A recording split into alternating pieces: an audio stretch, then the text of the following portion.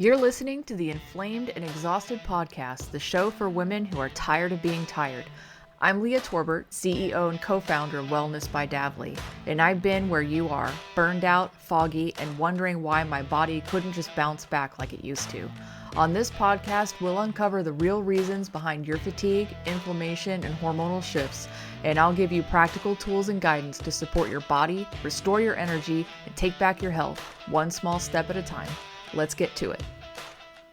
First of all, I want to welcome everyone today to the very first training of 2026 for Wellness by Davlie. I think today's topic, which is resetting our energy after the holidays without burning out, I think that last piece is a very critical thing to keep in mind as we're thinking about what we want to do for 2026 and how we want to set ourselves up for success moving forward.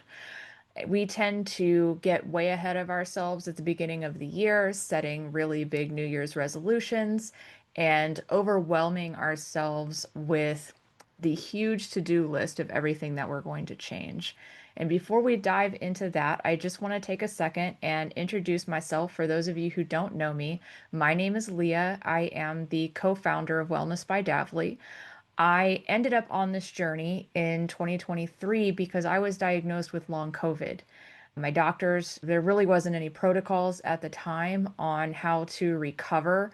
And as we've learned since then, there are so many different things that COVID does to the body that it's really hard to pick just one thing to focus on.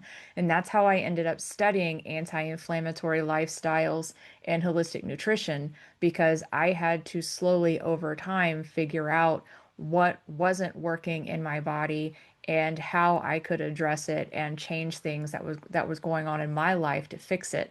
And through all of that, I decided to go back to school and become a nutritionist. And here I am talking to you guys about New Year's resolutions and energy resets for the new year. So let's jump right in. First of all, I don't want you to think that anything that's going to come out of here is going to put any more pressure on you. It's actually the reverse is what I want. I want you to just feel completely relaxed when we get done and understand that what's going to come out of today is a simple set of things that you can work on in your own time without overwhelming yourself. Now, I know I have been here, and I'm sure those of you who are here today or listening to the replay have sat down at the end of the year or at the beginning of a year and said, I'm going to do my New Year's resolutions. I want to lose 20 pounds this year. I'm going to work out 5 days a week. I'm going to eat healthy. I'm never going to touch another ounce of bad food. I'm going to drink my 64 ounces of water every day. I'm going to get outside. I'm going to move and get all the fresh air and the sunshine and all the things. And maybe the first week or two go okay.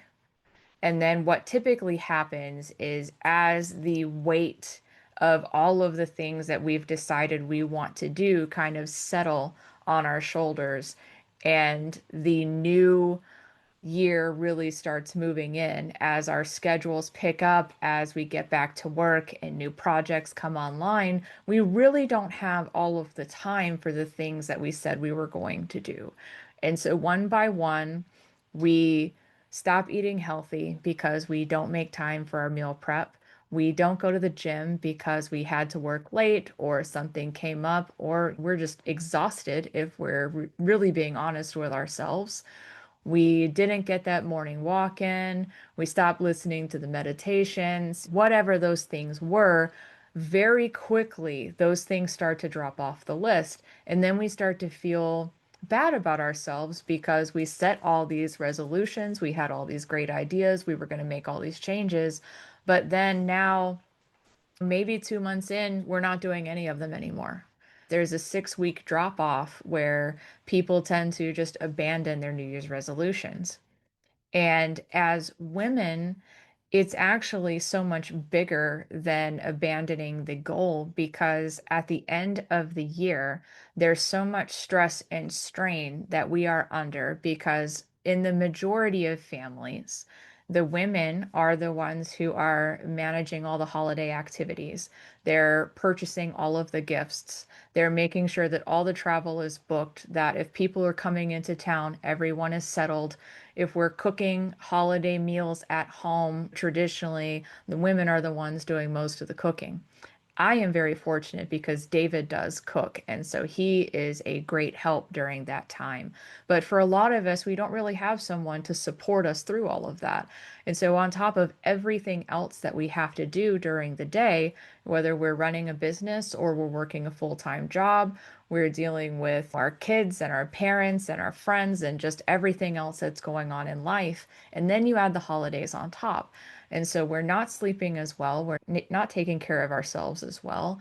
And we just slowly throughout the holidays, as we're trying to enjoy that special time, start to feel more tired and run down and overwhelmed. And it's really hard for us to catch up. And so we go into the new year thinking, okay, all of this extra stuff is off my plate. And now I can focus on these things. And what we fail to realize a lot of times, and I am super guilty of this, is that it takes time for our bodies to heal from all that additional stress throughout the holidays. And when we jump right in on day one and we want to start working out 5 days a week and changing everything, all we're doing is exchanging one stack of stress for another.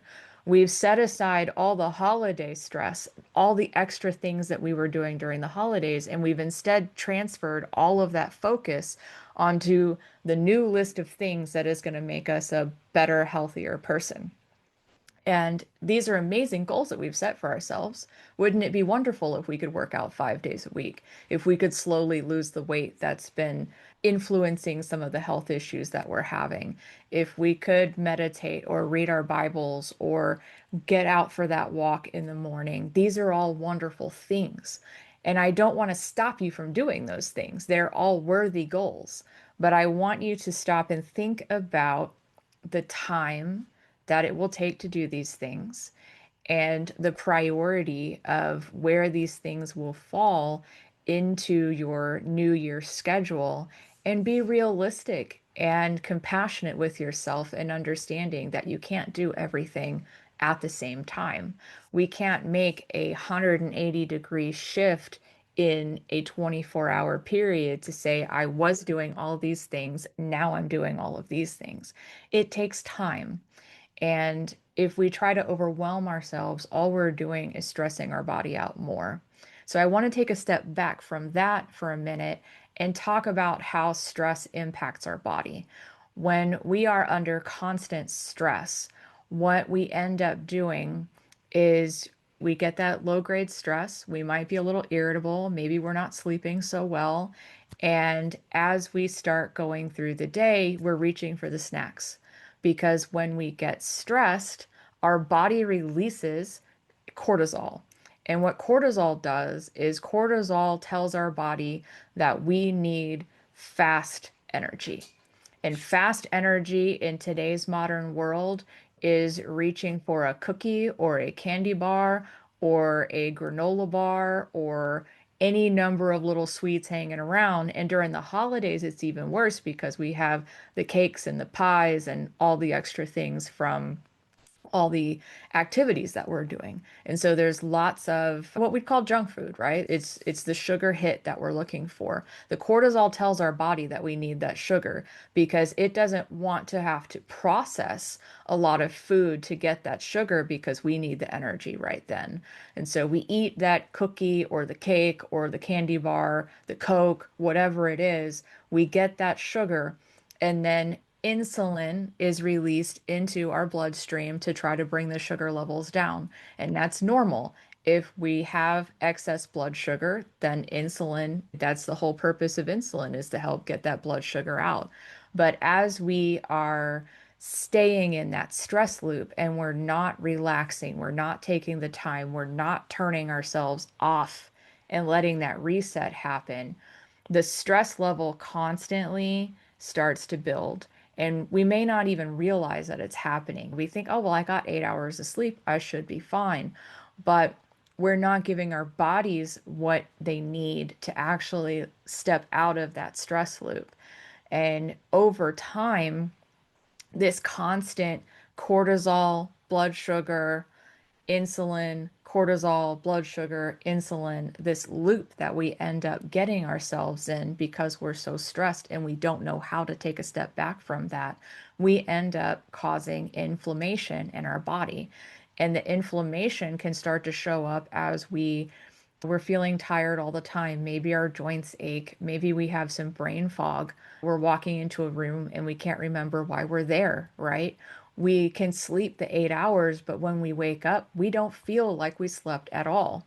I know there's some days where I've had a really stressful day at work or something has happened at home, and I wake up and I think I've been dreaming that problem all night. Like my brain just didn't shut off. And so we have to allow our bodies to heal before we start trying to change a ton of things. And so, as you're thinking about that New Year's resolution list, as you're thinking about all the things you want to accomplish in 2026, I want you to take a step back and reframe it for a minute and think about some of the habits towards the end of the year that kind of led to where you're feeling right now. Maybe your diet was a little outside of what you're used to, right? The holidays, we have tons of traditional meals like that we like to eat, and we go to more parties and we're hanging out with our friends. And there are a ton of food choices that we are presented with that are typically not the best things. But because we're having a good time and we don't want to separate ourselves as something outside of the norm in that environment, we eat what's there. I know there were several times where I went to an event where I did the best that I could with the food that was there, but it was definitely not within what I am trying to eat for my diet. But it's okay. One meal is not going to set you back. But through the holidays, maybe there were several meals. Maybe you were drinking more because you were out with your friends or the New Year's parties and things like that.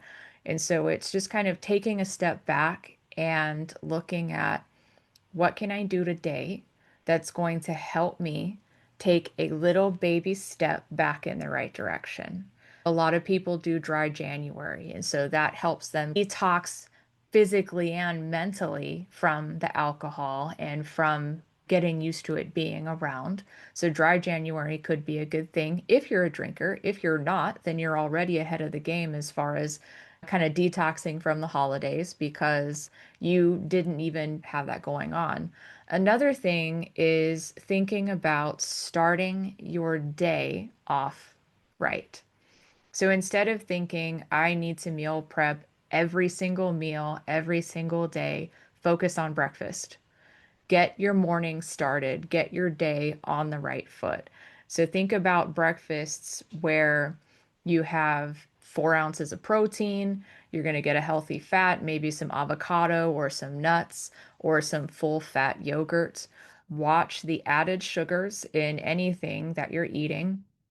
And you want to get some fiber. So look at maybe some raw veggies if you like raw veggies, or you could do some sauteed veggies and just make sure that you're getting a good mix there.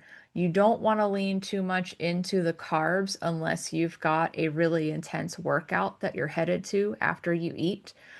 You want to try to keep your blood sugar stable throughout the day. So, starting off with healthy fat, protein, and fiber is really great. There are tons of high fiber vegetables out there, and that helps keep that blood sugar push down. So, you're not getting back into that cortisol, insulin, stress, all of those things. So, focus on breakfast, just getting that one breakfast right, and then do that for a week. Just focus on breakfast. You may feel like you're not doing a whole lot, but what you're doing is you're getting a new rhythm started for your body. So every day, focus on breakfast. You don't have to eat the same thing every day. I get super bored when I do that, and I find that it's much easier for me to stray from the path if I don't have some options because I might wake up one morning like, I don't want to eat avocado today, right? So have some options. There are plenty of resources out there. And if you need some help, just message me. I can help you put together some breakfast options.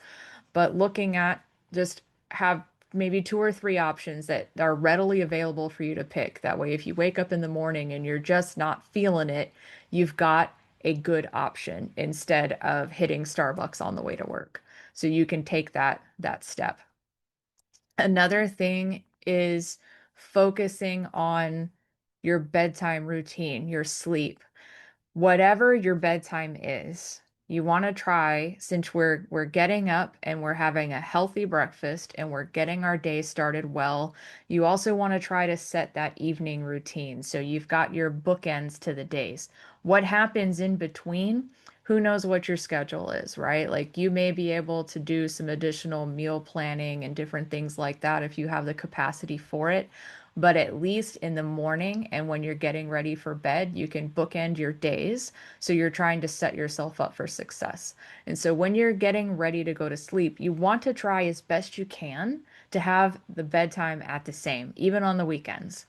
I know we might have a party or whatever every once in a while. We all want to go out and have fun. I'm not saying don't do that, but in general, try to go to bed at the same time and try to make sure that you're letting your mind relax before you go to sleep. Cut out the phone, cut out the TV. Maybe it's time to start reading physical books again. It's hard for me because I've gotten addicted to my audiobooks because I'm in the car a lot, so I'm always listening. And so it's a new habit for me to get back to reading the paper copies again. I've always loved books, but I've just switched to digital because of my lifestyle. But grab a book, or if you love magazines, or like maybe you want to do some light crafting stuff to just let your minds relax at night before you go to bed. Whatever your thing is, make that a priority. Take 30 minutes and just try to relax. Maybe get a bubble bath if that's your thing. But what you're trying to do is just disconnect from the day and give your mind and your body time to just relax and let go so that you can actually get good sleep. And then in the morning, you're starting with breakfast again. So we're looking at things that may seem super simple, and you may feel like you're not doing enough. But what the idea of this is, the whole point is that you're going to start building little habits. Week one, focus on breakfast, try to go to bed around the same time. Week two, maybe Tuesdays and Thursdays, your schedule's not as heavy and you can get out for a walk on those days or go to the gym if you've got a gym membership. You can start incorporating those things in. Maybe it's time for a pantry reset. So after you get your breakfasts and you're feeling comfortable, maybe the next step is let me look at the things that are hanging around my house. They're in my pantry, they're in my fridge. I don't want to eat those things anymore because I know they're not the best for my health. And so you can do a pantry clean out. I can help with that too. I have some resources for that. All of these things are simple, but they can add up to big benefit. And just pace yourself, be gentle with yourself. As you're starting new routines, as things are getting going for the new year, you're going to have some steps where some days you're just not feeling it, right? So maybe you stayed up a little late, or you were really busy and you didn't make time for breakfast. If it happens, right?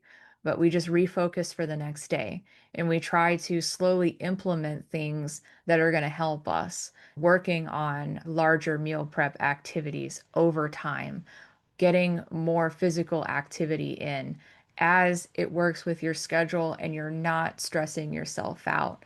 Because if you add too much too soon, all you're going to do is keep your body in that stress loop. And you're going to roll back and think about everything that's happened, every set of New Year's resolutions that you've wanted to do, right? So we want to think about protecting our boundaries, protecting our bodies, keeping our stress down, and slowly implementing things that we want to do so that we're not overwhelming ourselves and we're not draining the energy that we're trying to give our bodies by doing these new things.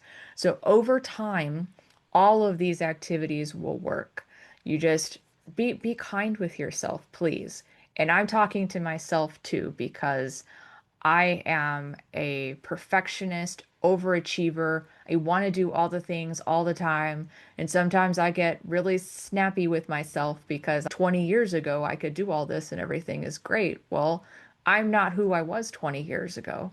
I'm 20 years older. My body has 20 more years worth of bad habits that I have to overcome. As we get older, I'll be 46 this year. So I'm right in the middle of perimenopause and all those things are going on. Like we have to be kind to ourselves and we have to understand that who we used to be and what we used to be able to do may not have any relevance to who and where we are today. And if you're struggling with any kind of chronic illness, whether it's long COVID like me, or you have diabetes or an autoimmune condition or something else that you're dealing with, all of that adds stress and that adds time. And so thinking about just being kind to yourself and taking baby steps. It's really easy at the beginning of the year to want to just woohoo, we're going to do it all, everything's going to fall into place. But taking the slow and steady is going to help us get there. First of all, we'll be more consistent. We'll be able to stick with the things that we want to do longer and actually make them a part of our lives instead of something that we feel like we just failed at again. But then, too, like our bodies are going to be healthier. We're not going to be as stressed. Our mindset's going to be better because even though these seem like little things, we're getting that satisfaction every day of that checkbox. I made my breakfast and I ate my breakfast every day this week. I went to bed at about the same time and I got my 7 to 8 hours of sleep every night this week. And I feel better. I have more energy. I feel like my days are more consistent. I don't feel like I'm crashing as much as I used to. Make sure you celebrate these things instead of thinking about all the things that you think you should be doing. And again, I'm talking to myself because I hear the little voice in the back of my head too. Just because I have studied and I've been helping to heal myself since 2023 doesn't mean that the little voices haven't gone away, right? I still get the whisper in the back of my head when I'm a little stressed out to eat the cookie, or you don't need to walk today, it's okay, or whatever, or well, you didn't do the 12 things today, right? Well, I wasn't trying to do the 12 things. Old me was trying to do the 12 things. New me is focusing on three things. My big three right now are getting up regularly and eating breakfast. Breakfast has always been really hard for me. I grew up in a cereal and Pop-Tart family. And so making that transition and thinking about what's healthier, that's a big thing for me in the mornings. And then making sure that I get to bed on time. Like I can go to sleep. I've learned how to do that. But it's getting in bed when I need to get in bed instead of getting caught up in something and ending up cutting my sleep out because it wasn't that I got hung up somewhere else. And so those two things are really important. And then the other one for me is hydration. I get really busy. I'm always running around doing things. I'm involved in a ton of stuff that you guys really don't get to see. And so it's really hard for me if I'm not intentional about it to get the water that I need to stay hydrated and continue to fuel that energy. And so that's a big one that I'm working on. Continuing from last year is just hydration, hydration, hydration. So I've gotten to the point now where I have water bottles all over the place. I just try to make sure that I have those visual cues. That way I can see the water bottle, I can grab it, I can take a few sips, and I'm good. So maybe something like that will help you too. Now, we've talked about a few things today, from getting some meals set up, doing a pantry clean out, working on some other things. So anything that we talked about today, if you have any questions, please reach out. You've got me in the group, and hopefully we're connected also personally. If not, please reach out with a friend request and we'll take care of that right away. anytime you have a question, just reach out. We can chat. And if we need to dive deeper, we can talk about what that looks like too. But I want to wish you guys a happy, wonderful, healthy 2026. And I will see you next week. Thanks so much for joining me today on the Inflamed and Exhausted Podcast. If this episode helped you connect the dots or gave you a new perspective, I'd love it if you'd follow the show and leave a quick review. It helps more women find this message. Remember, healing isn't about being perfect. It's about staying curious, staying kind to yourself, and taking the next best step. I'll see you next time.